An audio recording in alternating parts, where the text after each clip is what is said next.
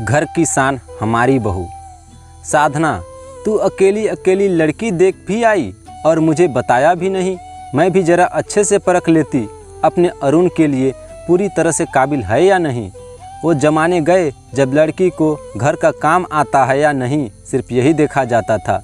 आजकल तो लड़की को ढंग से रहना भी आना चाहिए, ये नहीं कि अरुण को उसे कहीं भी ले जाते हुए शर्म आए। कामना जी ने अपनी छोटी बहन से कहा, अरे जीजी, आप ऐसा क्यों कह रही हैं? आजकल की तो सभी लड़कियां स्मार्ट होती हैं और वैसे भी सब लड़कियों के रहन सहन का स्तर अलग होता है।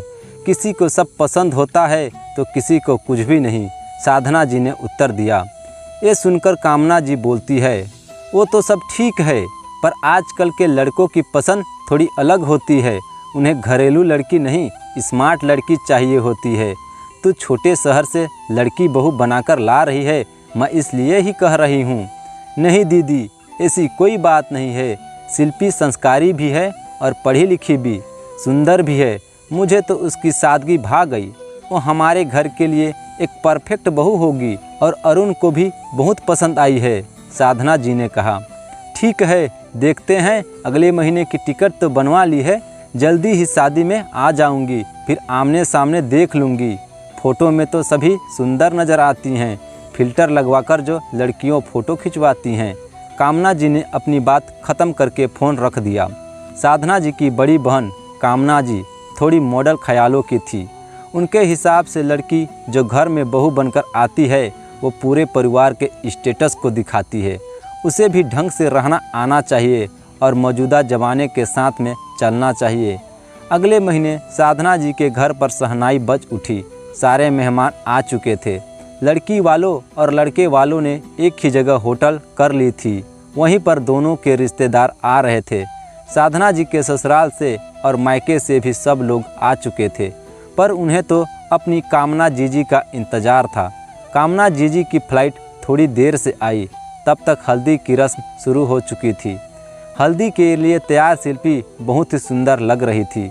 सभी रिश्तेदार बारी बारी से हल्दी लगा रहे थे। मस्ती का संगीत गूंज रहा था, सभी डांस कर रहे थे, पूरा माहौल था। ऐसे में कामना जी आती है तो साधना जी का चेहरा खुशी से खिल जाता है और वो मुस्कुरा उठती है। कामना जी की नज़रें शिल्पी पर पड़ती है तो वो आदतन बोल ही देती है, शिल्पी, ये क्या साड़ी पहन ली?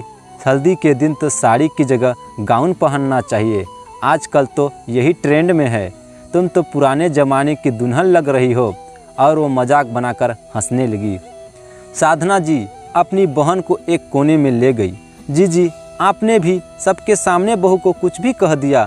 शिल्पी भी गाउन पहन सकती थी, पर मेरे ससुर जी और शिल्पी की दादी को ये पसंद नहीं है। उनका कहना था, चाहे तुम हल्दी का कार्यक्रम करो, पर हमारी पोत बहू साड़ी ही पहनेगी। शिल्पी ने अपने बड़े बुजुर्गों को खुश रखने के लिए पहनी है।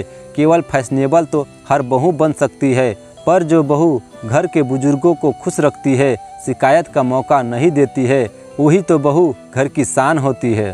कामना जी ये सुनकर चुप हो गई। आगे के सभी रीति रिवाज होने लगे। फिर वरमाला का समय आया। शिल्पी दुल्हन बनकर बहुत खूबसूरत लग रही थी।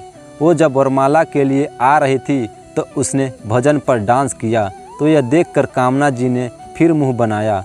साधना, आजकल की दुल्हन तो मस्त फिल्मी गानों पर डांस कर सकती हुई आती है, पर तेरी बहू तो न जाने कौन से ज़माने की है, इतने धीमे भजन पर धीमा सा डांस किया।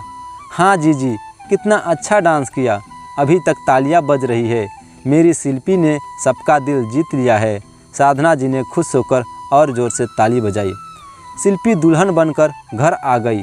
उसका अच्छे से स्वागत हुआ। कुछ मेहमान जा चुके थे और कुछ मेहमान रुक रहे थे। कामना जी के बेटे और बेटियों की शादी हो चुकी थी, तो वो भी घर गृहस्थी की जिम्मेदारी से मुक्त थी, इसलिए वो भी थोड़े दिन रुक ही गई। सारी रस्में और रिवाज हो गए। दूसरे दिन शिल्पी कमरे से बाहर आई तो लाल साड़ी, भरी मांग, धुले हुए बाल, हाथों में सुहाग का चूड़ा और माथे पर बिंदिया चमक रही थी। पैरों से पायल की छन छन की आवाज़ें आ रही थी। शिल्पी बहुत ही सुंदर लग रही थी। साधना जी ने फिर उसकी नज़र उतारी। आपको ये छोटी सी कहानी कैसी लगी और इस कहानी पर आपकी क्या राय है, हमें कमेंट करके ज़रूर बताएं। और अगर वीडियो अच्छी लगी तो वीडियो को लाइक शेयर और चैनल में नए हैं तो चैनल को सब्सक्राइब करना ना भूलें। धन्यवाद।